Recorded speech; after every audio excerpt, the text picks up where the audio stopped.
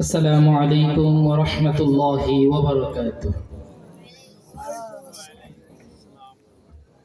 الحمد لله رب العالمين، والعاقبة للمتقين، والصلاة والسلام على رسوله الكريم وعلى آله الطيبين وأصحابه الطاهرين.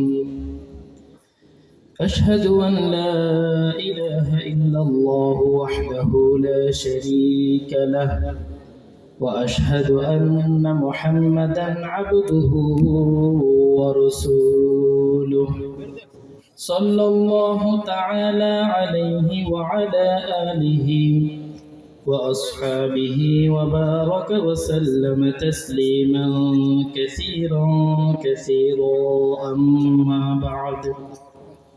أما بعد فقد قال الله تعالى في كلامه المجيد: أعوذ بالله من الشيطان الرجيم. وإذ قال ربك للملائكة إني جاعل في الأرض خليفة، قالوا أتجعل فيها من يفسد فيها ويسفك الدماء ونحن نسبح بحمدك ونقدس لك، قال إني أعلم ما لا تعلمون. آمنت بالله وصدق الله تعالى في كلامه المجيد.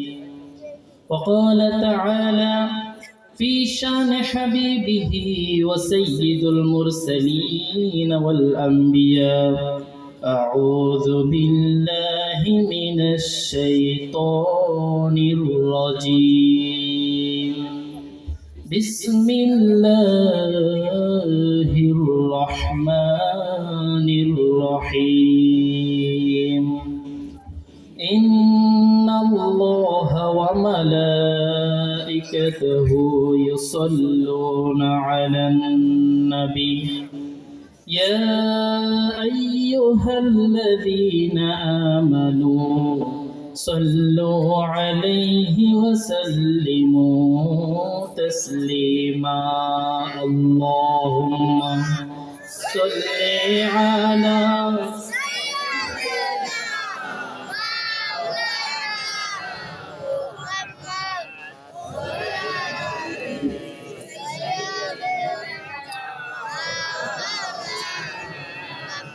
একটু মোহাব্বতের সাথে সবাই বলুন আল্লাহুম্মা সাল্লি আলা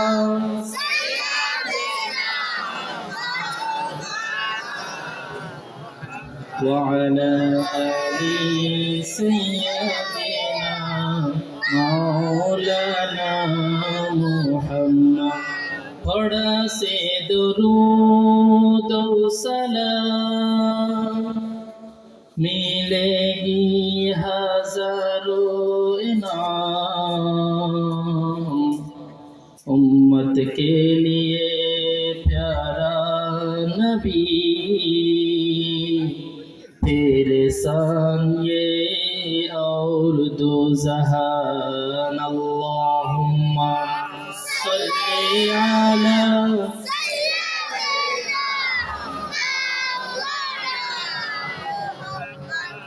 وعلى آل سيدنا।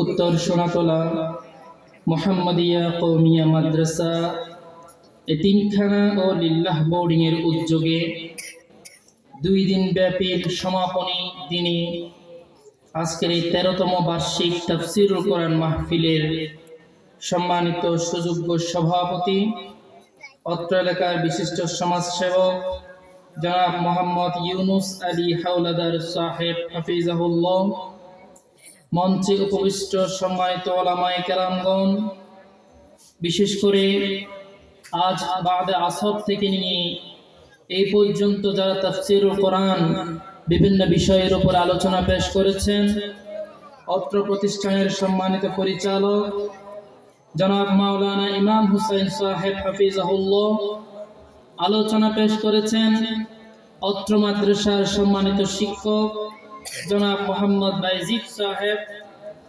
আলোচনা পেশ করেছেন, সুদূর বান্দরবন থেকে আমাদের সাথে সফর সঙ্গী হিসেবে আগত হযরত মাওলানা আব্দুর রাজ্জাক সাহেব এবং পবিত্র কোরআন থেকে সূরা বাকারার তৃতীয় রুকু থেকে তাফসীর পেশ করেছেন আমার সম্মানিত উস্তাদ সমতুল্য আজকের এই মহতি আয়োজনের সম্মানিত আলোচক, চট্টগ্রামের ঐতিহ্যবাহী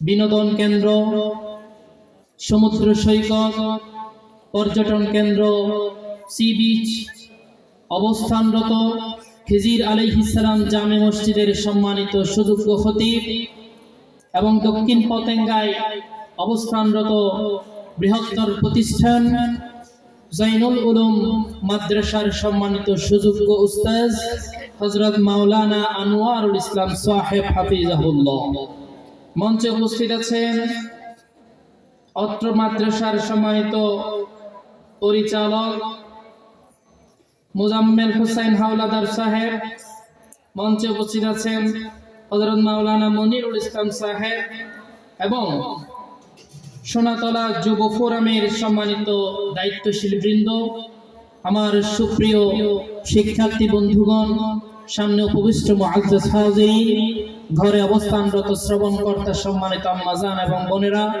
রাস্তা ঘাটে বাজারে মেলায় অবস্থানরত, হাঁটায় অবস্থায় চলাফেরা ঘোরাফেরায় এখনো ব্যস্ত রয়েছে আমাদের মুসলমান ভাইয়েরা, সকল মুসলমানের সম্মানে সমীপে পুনরায় পেশ করছি তাসলিম। আসসালামু আলাইকুম ওয়া রাহমাতুল্লাহি ওয়া বারাকাতুহু।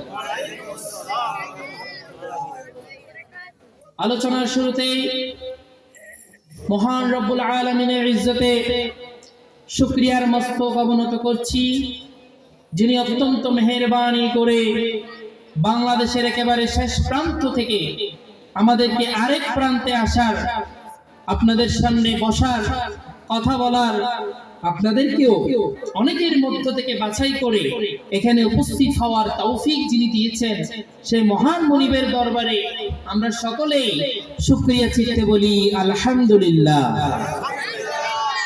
সাথে সাথে দরুদ ও সালাম পেশ করছি বিশ্ব মানবতার মুক্তির দূত, আইএমএ জাহিলিয়াতের অন্ধকারাচ্ছন্ন সমাজকে আলোকিত করার এক আলোকবর্তিকা, যিনি ইসলামকে মানুষের সামনে উপস্থাপন করার জন্য উহুদ থেকে নিয়ে তায়েফ থেকে নিয়ে মক্কার অলিতে গলিতে এবং মদিনার প্রান্তরে রক্ত ঝরিয়েছেন সেই মহান মানবতার মুক্তির দূত হযরত মুহাম্মদ মুস্তাফা সাল্লাল্লাহু আলাইহি ওয়াসাল্লামের প্রতি, সেই সাথে সকল সাহাবায়ে কেরাম, তাবেঈন, তবে তাবেঈন, আইম্মে মুস্তাহিদিন সহ যত ইসলাম ও ইসলামী আন্দোলনের জন্য নিজেদের বুকের তাজা রক্তকে বিলিয়ে দিয়ে এই জমিনকে সুশোভিত এবং সবুজায়ন করেছেন সেই সকল মর্দে মুজাহিদ শুহাদায়ে কেরামদের সর্বোত্তম মর্যাদা কামনা করছি। আল্লাহ তাআলা সকলকে যেন জান্নাতুল ফিরদাউস নসিব করেন, আমিন। সম্মানিত হাজিরিন, বিশেষ করে স্মরণ করছি অর্থাৎ অঞ্চলের ইসলামী আন্দোলনের সিপাহসালার, যিনি ইসলামী আন্দোলন আল্লাহর জমিন আল্লাহর দ্বীনকে প্রতিষ্ঠা করার সকল কর্মসূচিতে অংশগ্রহণ করতে গিয়ে শাহাদাত বরণ করেছেন শহীদ আসলাম ভাই সহ যারা শাহাদাত বরণ করেছেন প্রত্যেক শহীদদের আল্লাহ তাআলা যেন প্রত্যেকের শাহাদাত কবুল করেন, আমরা সেই দোয়া কামনা করছি, আমিন। সম্মানিত হাজিরিন, আপনাদের সামনে পবিত্র কালামে পাক থেকে একটি আয়াতে কারিমা তেলাওয়াত করেছি, যেটি অবস্থান করেছে সূরা বাকারার ৪র্থতম রুকু, আর ৪র্থতম রুকুর প্রথম আয়াতটি তেলাওয়াত করা হয়েছে। এই আয়াতে বা এই রুকুতে প্রায় 11টি আয়াত রয়েছে। প্রথমে আমি অভিভূত হই এই কারণে, আপনাদের এলাকার কৃতি সন্তান, বিশিষ্ট সমাজ সেবক, ইসলাম প্রিয়, তাওহীদ প্রিয় আমার প্রিয় ভাই সাইফুল ইসলাম ভাই, যিনি আমাদেরকে দাওয়াত করে এখানে এনেছেন, তিনি আসার সাথে সাথে বা আসার পূর্বেই আমাদের গলায় বিশাল একটা রশি বেঁধে দিয়েছেন। আলহামদুলিল্লাহ। সেই রশিটা হলো এমন গণ্ডির মধ্যে আপনাদেরকে আবদ্ধ করব যে গণ্ডির বাহিরেও যাওয়া যাবে না, ভিতরেও ঢোকা যাবে না। আমরা যারা কথা বলি ময়দানে, আমাদের একটা শাস্ত্রগত কিছু খারাপ দৃষ্টি রয়েছে, দিক রয়েছে। আমরা দুই একটা বিষয় পড়ালেখা করি আর এটা নিয়েই পুরো বাংলাদেশ চষে পড়ার চেষ্টা করি। কিন্তু আজকের আলোচনাটা, আজকের তাফসীরুল কোরআন মাহফিলটা ভিন্ন। যেখানে শুরু হয়েছে সম্ভবত গতকালকে হযরত মাওলানা বাইজিদ সাহেব তিনি আলোচনা করেছেন সূরা বাকারার ৩য় রুকু নাকি ৫ম রুকু। আমাদের সিরিয়াল মিস্টেকের কারণে আজকে আমরা ৩য় এবং ৪র্থ রুকু নিয়ে আলোচনা করছি। ভাই আমাকে অবহিত করেছেন আগামীতে ধারাবাহিকভাবে এভাবেই চলতে থাকবে। আলহামদুলিল্লাহ বলেন। তাহলে এলো পাতাড়ি গল্প গুজব কিস্সা কাহিনীর পরিবর্তন করে কোরআন থেকে তাফসীর করে মানুষের সামনে কোরআনকে পরিপূর্ণভাবে উপস্থাপন করার একটা সিস্টেম হলো তাফসীরুল কোরআন মাহফিল। আজকে সেই মাহফিল আয়োজন করেছে আমাদের আপনাদের এলাকার যুব ফোরাম এবং উত্তর সোনাতলা মুহাম্মদিয়া কওমি মাদ্রাসা। আমরা তাদেরকে আয়োজক কমিটিকে ধন্যবাদ জানাচ্ছি। আহলান সাহলান মুবারাকান তাইয়িবান ফি। প্রিয় হাজিরিন, তাহলে পবিত্র কোরআনে যে বিষয়টি উপস্থাপন করতে চাচ্ছি, এখানে দুইটা বিষয় রয়েছে। এক নাম্বার মানব সৃষ্টির রহস্য কি, আর দুই নাম্বার মানুষের দায়িত্বটা কি। এই দুটা বিষয় এই রুকুতে পর্যালোচনা করেছে। আর সেই ঘটনাটা শুরু হয়েছে এভাবে, আল্লাহ তাআলা ফেরেশতাদের সামনে উপস্থাপন করছেন, ইন্নী জাইলু ফিল আরদি খলিফা। আল্লাহ তাআলা ফেরেশতাদের সামনে তার পরিকল্পনা, চিন্তা, চেতনা, ইচ্ছা, আকাঙ্ক্ষা উপস্থাপন করলেন। পবিত্র কোরআনে যেভাবে রূপায়িত হয়েছে, আল্লাহ তাআলা বলেন, ওয়া ইয ক্বালা রাব্বুকা লিল মালাইকা। যখন আল্লাহ তাআলা ফেরেশতাদের সামনে উপনীত হলেন, এরপরে তিনি বললেন, ইন্নী জাইলু ফিল আরদি খলিফা। ও আমার ফেরেশতাকুল, আমি এই জমিনের মধ্যে, আর কত জমিন পৃথিবীতে, আমি আমার এই পৃথিবীতে প্রতিনিধি পাঠাতে চাই। আমার প্রতিনিধি এই পৃথিবীতে যাবে। তখন কলু, ফেরেশতারা আবদার করলো, ফেরেশতারা অভিযোগ করলো, অথবা ফেরেশতারা তাদের যুক্তি উপস্থাপন করলো, আতাজালু ফিহা মান ইউফসিদু ফিহা ওয়া ইয়াসফিকু দিমা। ও আল্লাহ, আপনি পৃথিবীতে এমন কাউকে পাঠাতে চাচ্ছেন নাকি যারা আপনার এই সুন্দর সুশোভিত, যারা আপনার এই পরিমার্জিত সৌন্দর্যমণ্ডিত এই পৃথিবীকে বিপর্যস্ত করে দিবে, এই পৃথিবীকে রক্তপাত করবে, এই পৃথিবীতে তারা রক্তপাত করবে, এই পৃথিবীতে তারা ফাসাদ সৃষ্টি করবে। সুতরাং আপনি কেন আপনার এই জমিনে মানুষ পাঠাবেন, আবার নতুন প্রতিনিধি পাঠাবেন? ওয়া নাহনু নুসাব্বিহু বিহামদিকা ওয়া নুকদ্দিসু লাক। বরঞ্চ আমরাই আপনার প্রশংসা করছি, আমরাই আপনার তাসবিহ করছি, আমরা আপনার গুণগান গাচ্ছি, আমরা আপনার তাসবিহ তাহলিল করছি এবং আপনার ওয়া নুকদ্দিসু লাক, আপনার পবিত্রতা ঘোষণা করছি।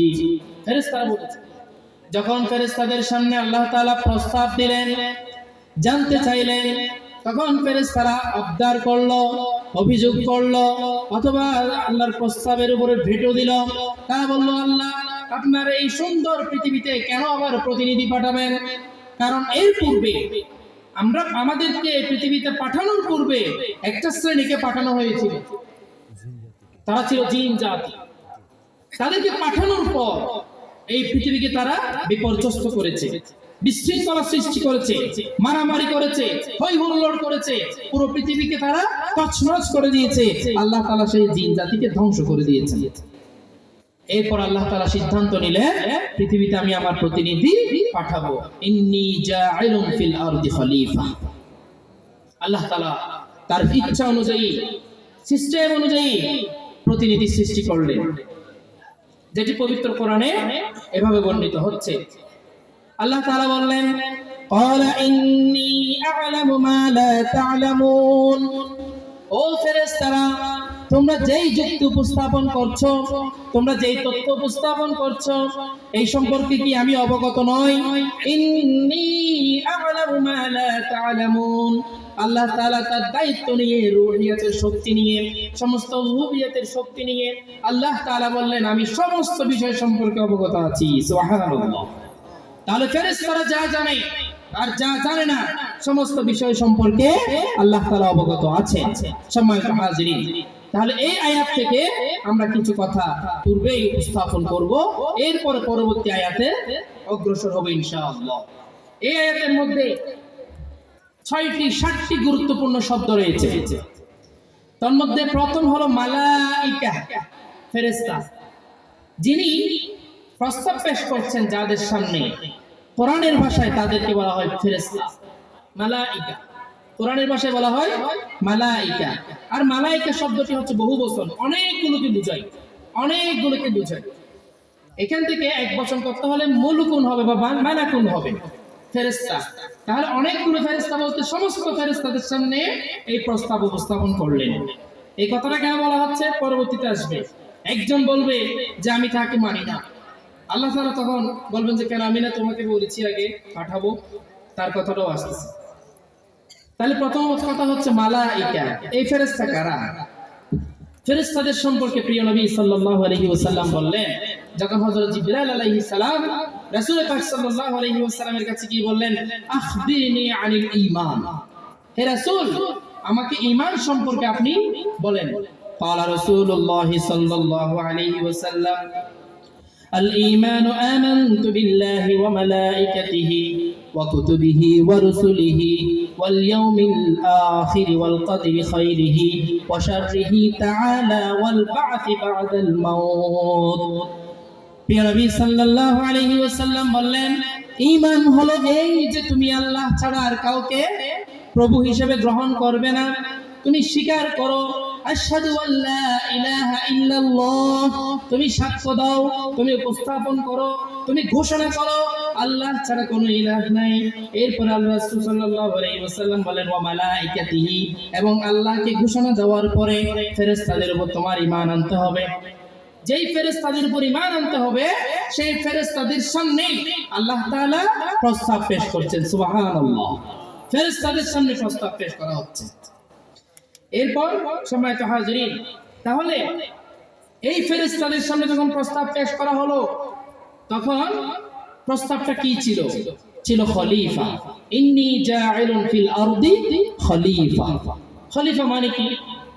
খলিফা মানে আমরা মনে করি আমাদের এত সুন্দর জুব্বা, আভা, টুপি, প্যান্ট, শার্ট এগুলো যারা সেলাই করে তাদেরকে কি বলে? তাদেরকে এটা কারা যেন সৃষ্টি করেছে, এটার একটা রহস্য আছে। তারা একটা সুন্দর জামাকে দোকান থেকে ক্রয় করে আনবে, আনার পরে সেটা কাটবে না, কাটা সেটা করার পরে আবার সুন্দর করে সেটা সেলাই করবে, সেলাই করার পর আবার সেটা অন্য কেউ পরিধান করবে, তাকে দেখতে সুন্দর লাগবে, তাই না? এর জন্য তার নাম খলিফা দেওয়া হয়েছে, এমন খারাপ কিছু না। তাহলে একজন খলিফার দায়িত্ব হচ্ছে পুরো সমাজের অসঙ্গতিগুলোকে চিহ্নিত